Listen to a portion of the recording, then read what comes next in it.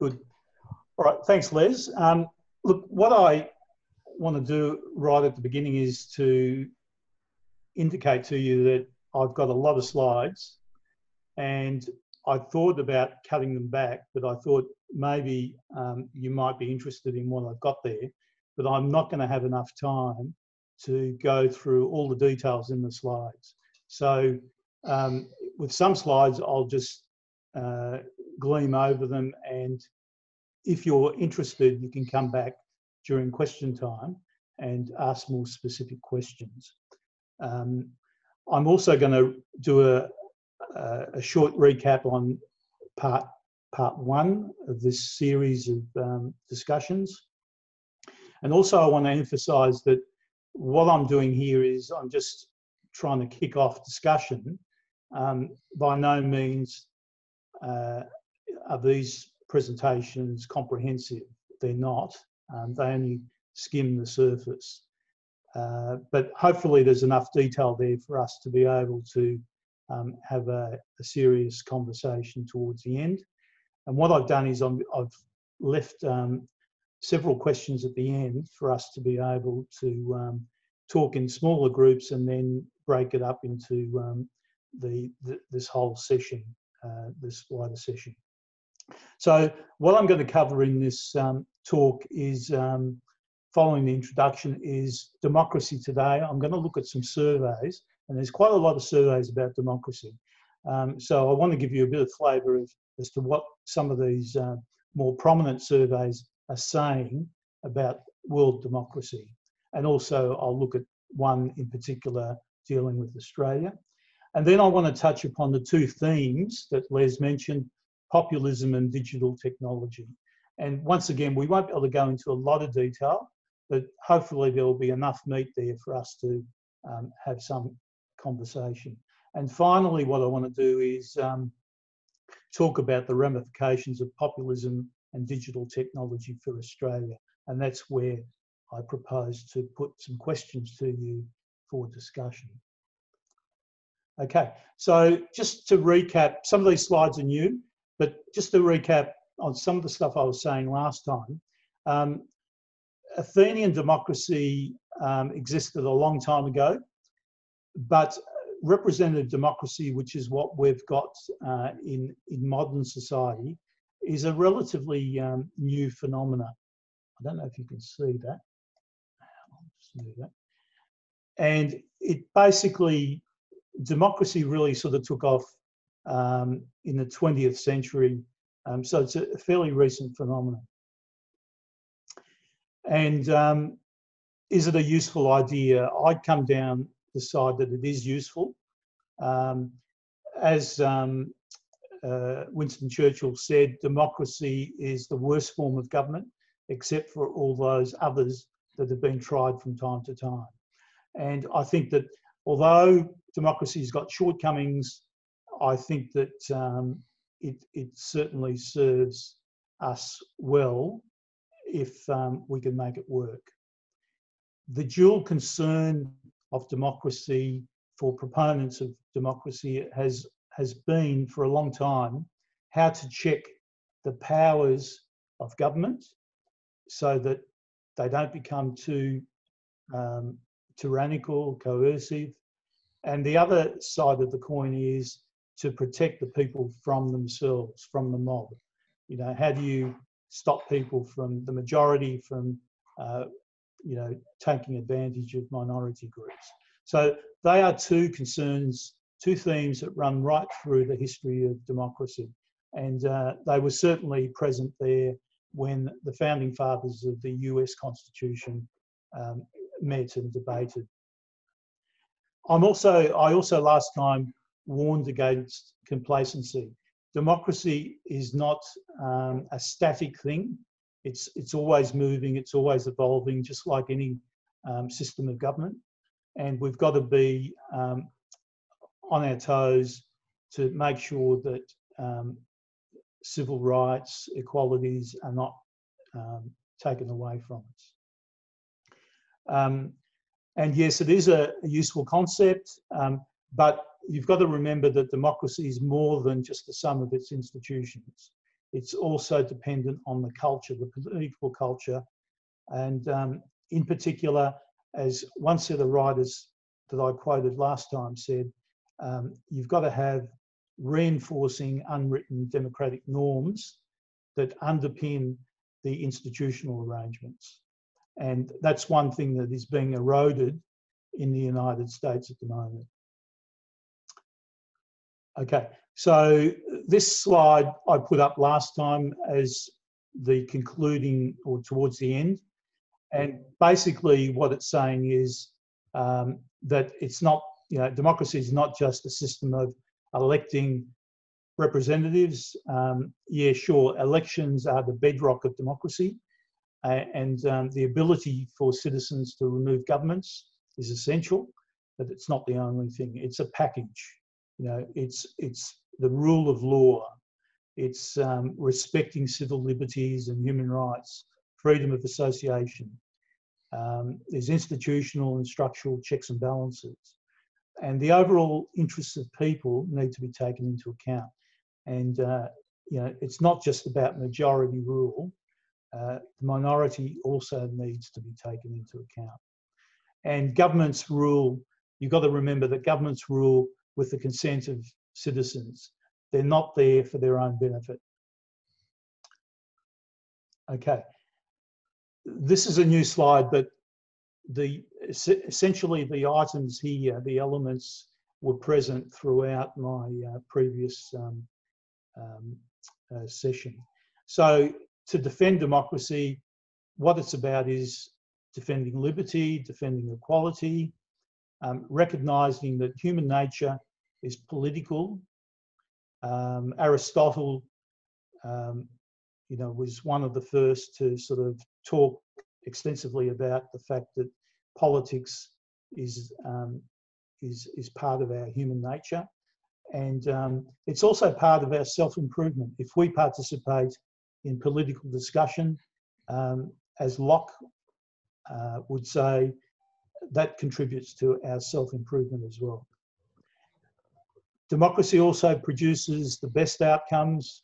Could be debatable whether it's the best or better outcomes than other systems. And there's two ways of looking at this. One is you can, what I'm calling here the counters.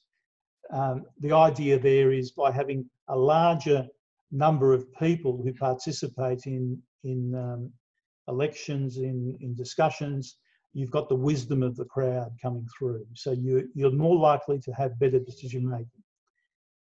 And the other side of the coin is the talkers. So if you've got more people participating in deliberative discussions, you're going to most likely have better outcomes than if you don't. And the fifth element here is to do with stability. So democracy, because it's legitimised by the people, it's more likely to be more stable, and it's less likely to be self-destructive. And finally, as long as the people retain some sort of control on the levers of power, then they can prevent tyrannical rulers from taking over. And so they are the main elements that most defenders of democracy would use to defend democracy. Okay, now I'm going to move on to the survey stuff. And the first one I want to talk about is by the Economist Intelligence Unit. And this has been going on for several years. And their latest one was done in 2019, so it's very recent.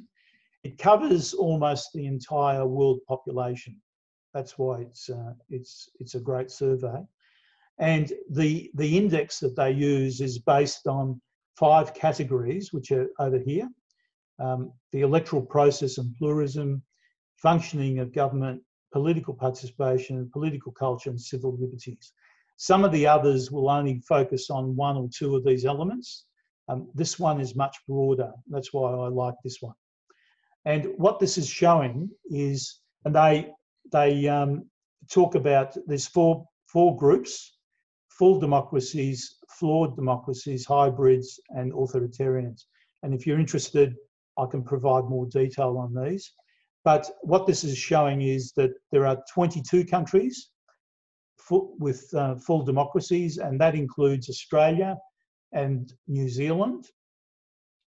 It covers about just under 6% of the world population. Flawed democracies, 54 countries representing 43%. That includes the US. The US has dropped from a full democracy down to flawed democracy just in the last year. Okay, so basically what this is saying is, look, under 50% of the world's population lives in some sort of democracy. So that's quite interesting in itself. And there's a map that sort of depicts which countries are in which category. So you've got Australia, dark green, and New Zealand, Canada, some of the Scandinavian countries, all full democracies. You've got Russia and China down in the authoritarian area, and you've got the United States in this flawed democracy area. Okay. So the same report is basically saying that what we have seen with democracy over the years is we've seen a regression. So we're going backwards. And this started to develop in the 1990s. It accelerated in the 2000s, and it's reached its pinnacle in the last decade. And they point to the fact that mature democracies have become unstable in its political status quo. There's a vacuum, increasing vacuum in national politics. The political elites and major political parties have retreated from engagement with their electorate.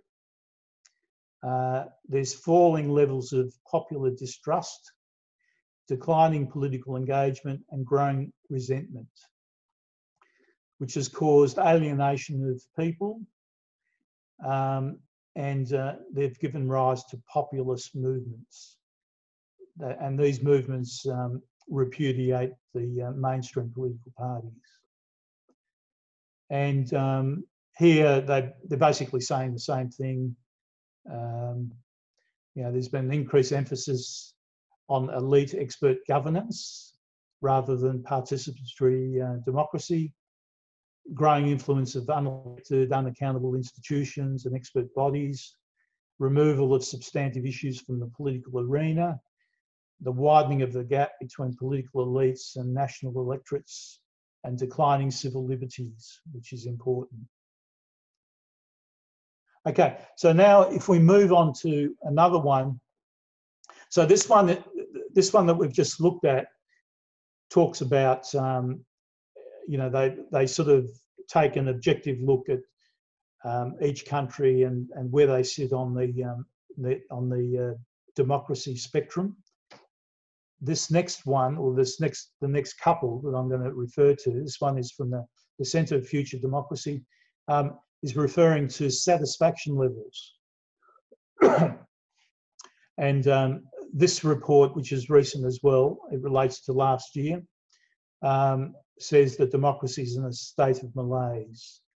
The most populous democracies, the US, Brazil, Nigeria, Mexico, have led a downward trend. There's large increases in democratic dissatisfaction. Largely, they attribute to objective circumstances and events, mainly political, economic, and but they also say that it's not completely negative. The smaller, high-income democracies have moved in the direction of greater civic confidence, and there's some bright spots, particularly in Asia. And this one from the same group, from the Centre for Future Democracy, I thought this was an interesting graph. It basically shows the percentage of dissatisfied people with democracy. So the higher the chart, higher on the chart, the more dissatisfied people are with democracy. It starts in 1996 and ends in 2020. So it's very current. And what this is showing is from the middle of the 2000, from 2005 or 6, we've seen a steady increase in dissatisfaction with democracy. Another survey by the Pew Research Center in the States basically shows something very similar. You know, across 34 countries, the median of dissatisfaction is 52%, and satisfaction is 44%. Australia sits in a dissatisfaction rating of 41% and satisfied as 57%. So it's sort of comparable with the previous one. But their main conclusion is there's a lot of dissatisfaction with democracy.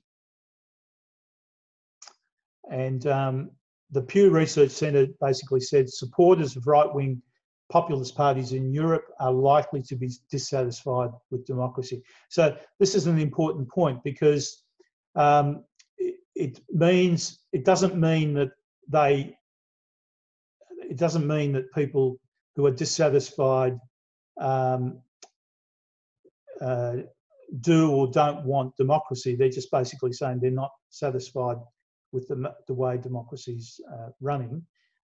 It doesn't say anything necessarily about whether they value democracy or not. So that's an important distinction to make. Lower income respondents are more likely to be dissatisfied with the way democracy is working, and views about democracy are more likely to be consistent with related national economic assessment. So the better a country is with its economy, the more favourable the satisfaction rates are going to be. This is another survey by the Democracy Project. This is an American study, and I found this very interesting as well. 2 questions. This one is, how important is it to live in a democracy? And what we've got here is 1 is not at all, and 10 is absolutely necessary. And what we find is that there are 77%, or yeah, about 77% who think that democracy is important. In other words, the rest don't. And over here, democracy, is it getting weaker or stronger? Getting stronger, 25% think it's getting stronger. Getting weaker, almost 70% think it's getting weaker, which is a huge amount.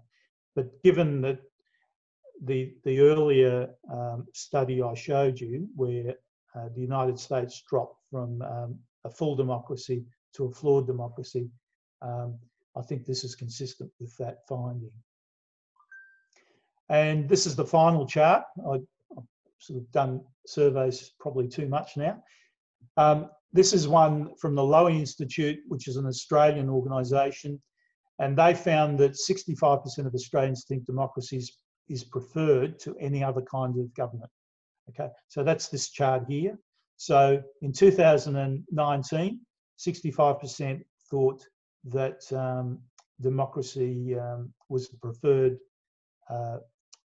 kind of government. 22% thought that a non-democratic government can be preferable.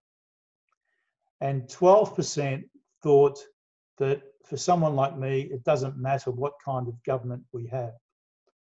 So that in itself rings alarm bells for me. You've got 34% of people, Australians, that either don't care or think that they can live under a non-democratic form of government.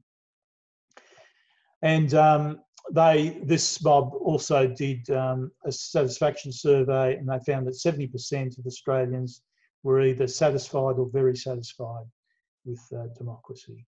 So once again, consistent with some of the other findings. Okay, so that's all right. Thank you. All right. So as I said before, I want to now talk about two different themes: populism and digital technology. Populism is where authoritarian leaders claim to represent people and their interests, and yet introduce anti-pluralistic and anti-liberal measures. And with digital technology, it's becoming all too pervasive in our lives, and it's not necessarily neutral.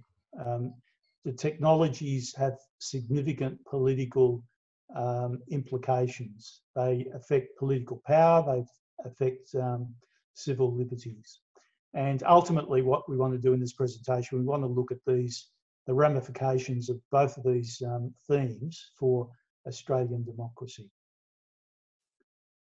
Okay, so with populism, it's not a new concept. It was born in the second half of the 19th century, and it's always had an emphasis on the ordinary people. It took over from fascism, where it left off after the Second World War. It doesn't deny the legitimate role of elections. Fascism destroyed democracy after having successfully gained power through the democratic process, but popularism undermines democracy without destroying it. It starts to toy with key institutional fabrics, and it starts to undermine democracy from within, but it stays there, using the electoral system, for example. In the United States has got a long history of populist movement, and you can see some of the names here might ring a bell, some of the recent names. A simple definition of popularism, I was looking for one, and I thought I found it until I started reading more and more, and found that it's very difficult to pin it down because it is ambiguous. Some people use it in a contradictory way. It's heavily context-based, and but it's associated with reconstructing state authority, retaining important elements of fascism and mass appeal. And it includes the contestation of political tolerance and pluralism. Very often it targets minorities, and it's quite divisive in society. It's got an ambiguous relationship with democracy. So the people, as we saw last time, is a very important component in the concept of democracy, because the people give democracy or democratic governments their authority and their legitimacy. But paradoxically, it also allows for the foundations of popularism, and populist movements use that to undermine democracy. Muller has given somewhat of a definition where he sort of says that populism is a set of distinct claims and has what one might call an inner logic, a particular moralistic imagination of politics. It's morally pure, or it tends to be, and it assumes that the people can be united against the elites in society, who they consider to be corrupt or in some way morally inferior. Populists claim that they, and only they, represent the people, and the people should be emphasised because they don't necessarily include everyone. And populism lingers in the background of representative democracy, casting a shadow. So despite its appearance of having this, looking after the common person, it's not a friend of democracy. Okay, so Muller has 7 elements or points that he makes about popularism, and I'll just quickly go through each of these. Popularism is not the authentic component of modern democracy, nor is it a type of pathology or irrationality. So very often we attack groups that we think are popularists because we think that no one can sort of think like that in a rational way. But if you look into a lot of the detail, you'll find that there is some sort of logic, there is some sort of rationality there. We may not agree with it, but there's something there. And we need to, given the dissatisfaction levels that we saw in the previous survey, we need to take cognizance of what some of these people in the minority who are disenfranchised. And popularism, if there's something positive come out of it, is that it gives us an indication that there are people out there, groups of people that are not being satisfied by the mainstream politicians. Political competitors, this is popularism. Popularists deem political competitors to be essentially illegitimate. They're not, they shouldn't be there. Populists claim that they represent the general will, but what does the general will mean? How do they get to the general will? That's very often not clear, and they simply come up with policies that they think are deduced from what they believe is the general will. Popularist is not necessarily a path to more participation in politics. And I'll be talking a bit more about that when we start to talk about the digital stuff, digital technology. Populists can govern in accordance with their basic commitments.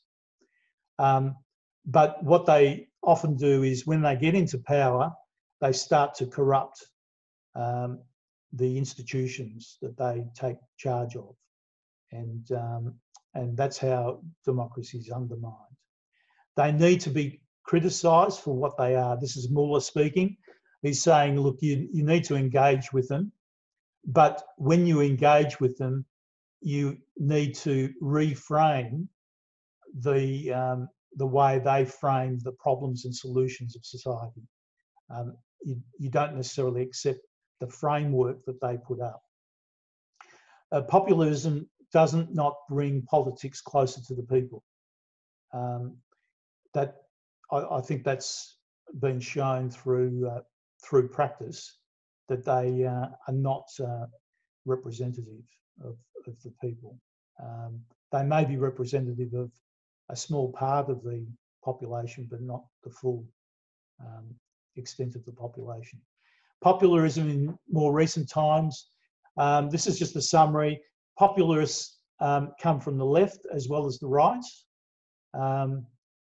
They can be tied to a nationalist movement, a religious movement, an ethnic movement, whatever. It depends. That's why it's content specific. And we've got in the United States, we've got popularism coming through the current president. That's Trump. And the next slide basically talks about 2 authors from Harvard University who, and this is a slide I presented last time as well. They looked at a lot of this populist stuff in southern. That their research was, they're basically experts in the field of politics and history related to South America and Europe. And they've written this book, How Democracies Die. And they basically said, look, authoritarian leaders tend to use 3 strategies. And Trump has used all of them. Capturing the referees. So taking important positions, whether it's the FBI director or the judiciary or whatever, and turning, replacing them or threatening them, sidelining key players. So the media, for example, is announced as the enemy of the people, fake news, and rewriting the rules to tilt the playing field. So whether it's voter ID laws or whether it's postal votes, that's Trump's current criticism. So basically, these leaders, and it's not just Trump, it's in other countries as well, use strategies like this to undermine democracy. And I couldn't resist including this cartoon. The press is the enemy of the people. And you can see historical linkages there. Okay, popularism in Australia. Again, in Australia, we're a bit different to other countries, but we do have a long history. It goes back to the mid-19th century. There was also the movement to, make Australia an independent country that had populist underpinnings as well. But just to sort of pick some more recent examples, Menzies in the 1940s spoke about the forgotten people, the ordinary people. Bjelke-Petersen, I don't know if you remember him, he spoke about ordinary people. He had a populist approach to things, known quite well for corruption, electoral gerrymandering, trying to silence the press, politicising the public service. We've got Pauline Hanson's One Nation Party that made headways in the late 90s, and then she's made a resurgence since 2016. And we shouldn't forget Howard, when he was Prime Minister, implemented arguably pro-Hanson anti-immigration policies. And if you ask the question, why hasn't popularism taken off in Australia? One view is that it's because it's become mainstream. The Liberal National Party has taken on board some of the extremist policies, particularly with immigration policies, cultural identity, issues like that. So I think that's probably one reason. Another reason, we can go into a bit more detail if you're interested, is probably the fact that our electoral system doesn't allow for, except in the Senate, but certainly in the House of Reps, the electoral system doesn't favour smaller parties. So we can talk about that if you're interested in a bit more detail. Okay, now moving on to digital technology. One book that I came across was this one here, recently published by Jamie Susskind. And I found this quite fascinating, how he melds the digital sphere with the political sphere. And he has a convincing case that he argues that the political order, for political order, we need cooperation, coordination, some sort of control. And societies, modern societies, exchange a lot of information. It's essential for them to operate. And the relationship between the information and politics is fundamental. And you've got to start asking the questions: who owns and controls the technology? Remember, technology is now owned by important technology that we use on a daily basis is owned by multinational companies, corporations that are not necessarily tied to Australia, and they're making decisions about affecting our civil rights and all sorts of things. Information that we give away for free, all that is in the hands of these private companies or public companies, I should say, that and they're distinct from governments. So they are now playing in the political sphere just as much as governments are. How the public receive and use the information, whether the uses of information, because we're now being alerted to the fact that a lot of the information that these digital technologies use, we may not be aware of exactly where the information that we give them is going to end up. We don't know the full possibilities of the technology because it's evolving, and it can have implications that we may not be aware of today. And also whether the technology is directed at a particular end that we may not be aware of. The dangers are gradual, and we may not fully understand their implications, let alone control what they're on about. A model that I use in my teaching is this one by Stephen Lukes. Talks about 3 dimensions of power. I won't go through all these. The one that's unique to Lukes that he made famous was this 3rd dimension's radical structure. He's basically saying, look, you know, power can be wielded without you knowing it. You know, just by you being socialised into a particular way of thinking, people can exercise power in a very subtle way. And Sutkin is saying the same thing. He's basically saying, he uses the term perception control. And he's basically saying that these technology firms can now start to exert power by controlling what we know, what we think, and what we're prepared to say. And a good way to get someone to refrain from doing something is to prevent them from desiring it in the first place, or to convince them that their desire is wrong, illegitimate, shameful, or even insane. So how does perception control work? Well, it works through, you know, one of the main processes is the filtering process. We, apart from our immediate experience, we rely on others to provide information to us, which is filtered. They find and gather information, choosing what they're going to report to us, deciding how much context they're going to give us, how much detail we're going to have, presenting it in a digestible format.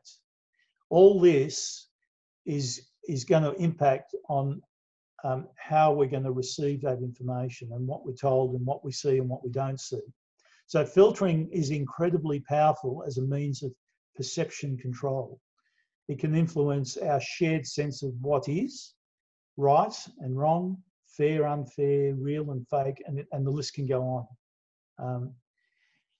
And this little cartoon shows, you know, what's happening in China at the moment. And you know, I teach a lot of Chinese students as well, I should add.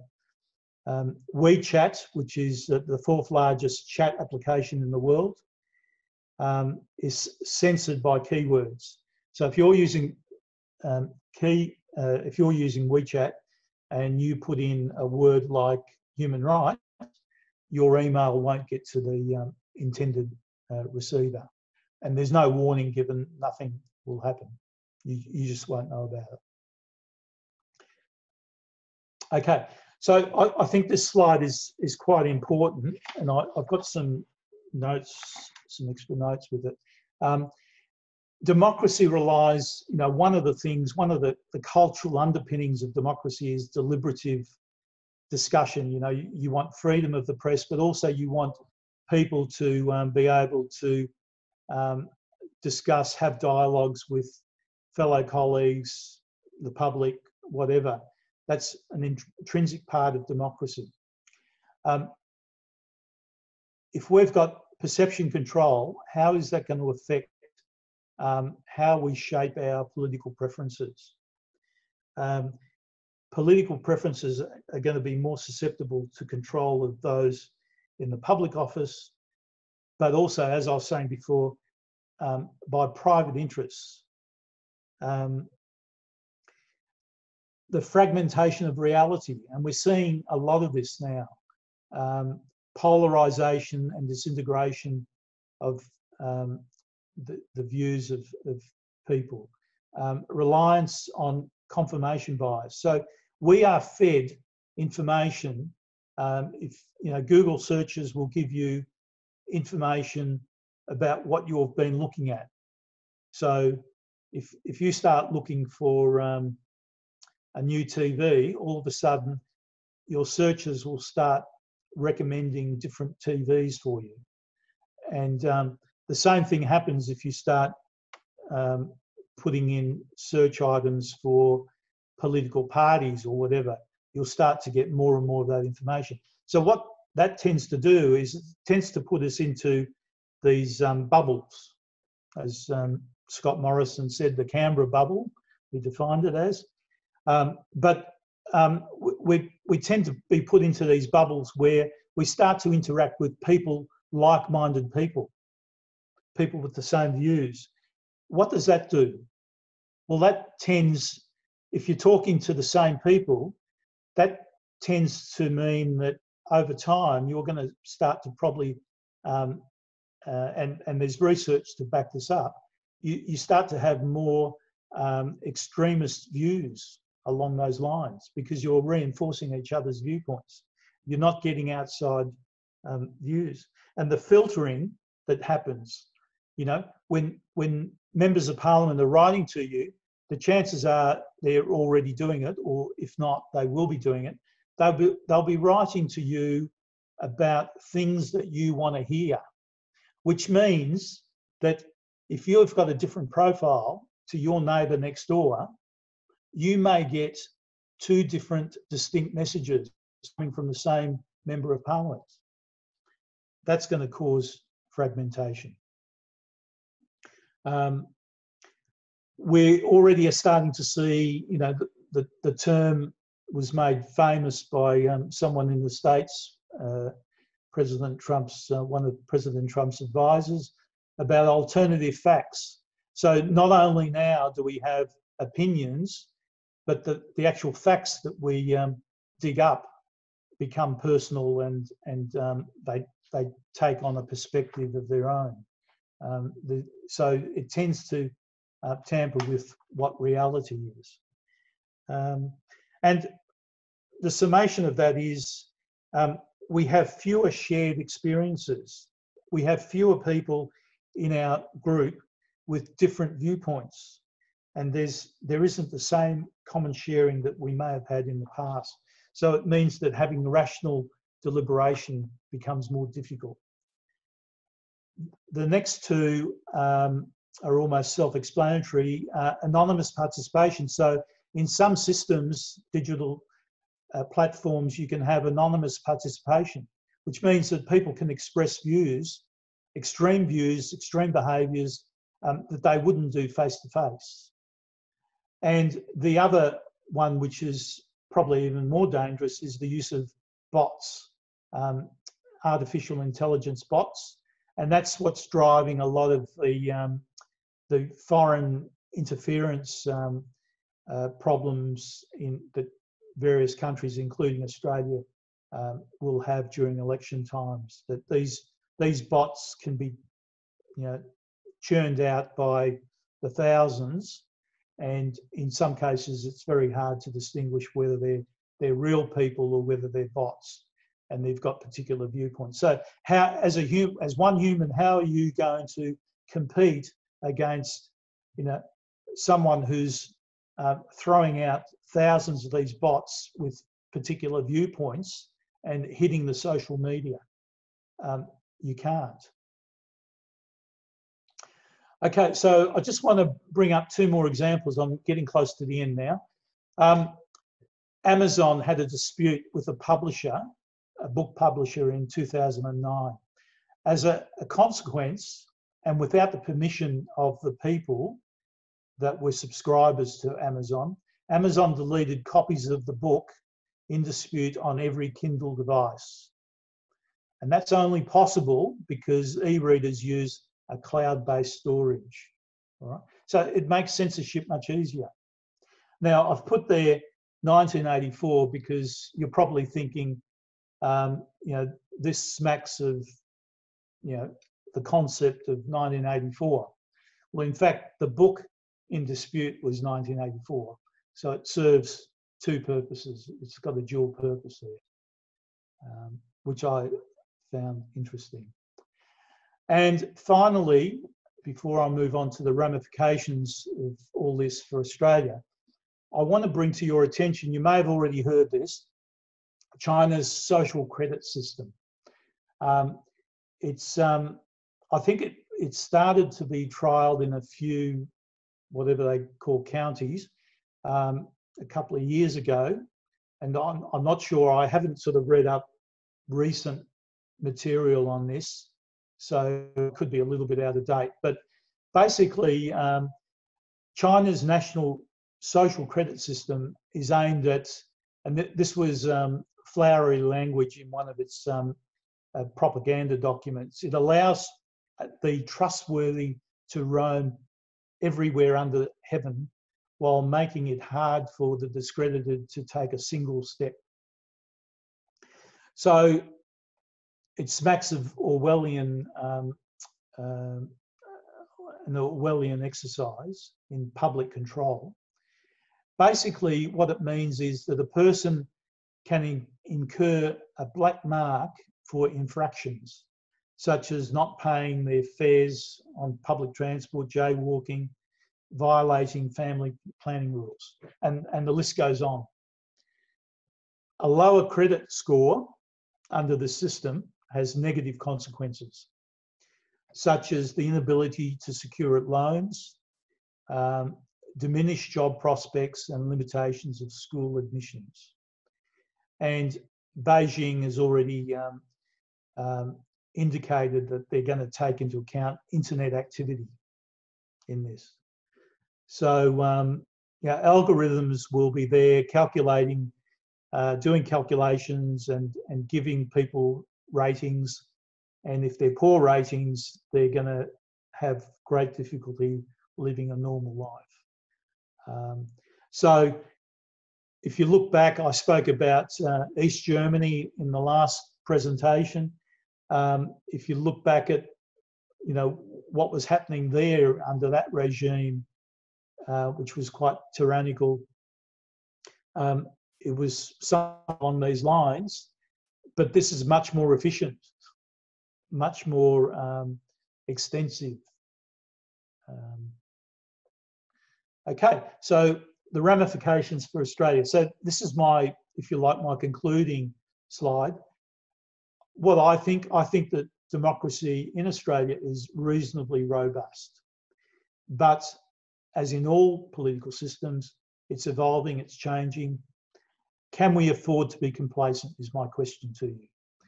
And in the light of the Lowy Institute survey, when you've got 12% of respondents saying it doesn't matter what kind of government we have, and when you've got 22% saying in some circumstances non-democratic government can be preferable, alarm bells ring for me. So my answer to that question is no, we can't be complacent. Australia has not been immune from upheavals in the past. We're reminded just recently of the letters, the Governor-General Kerr's letters to the Queen were released recently about the 1975 constitutional crisis. I remember it quite well. I remember exactly where I was when I heard it. It was such a shock. But then you've got things like, 5 prime ministers that we've had. Some people would question the stability of our system. In fact, I don't use that as an example of instability. I think that we've actually, the system's coped quite well, given that we have had all these changes. But still, we have historical and systemic problems with different groups in our society, particularly minority groups that feel disenfranchised, particularly Australian Aboriginals. Okay, so the questions that I pose to you, and our suggestion, I've discussed it with Les, and our suggestion is that we'll put you into groups and you'll have ample time to have a decent conversation.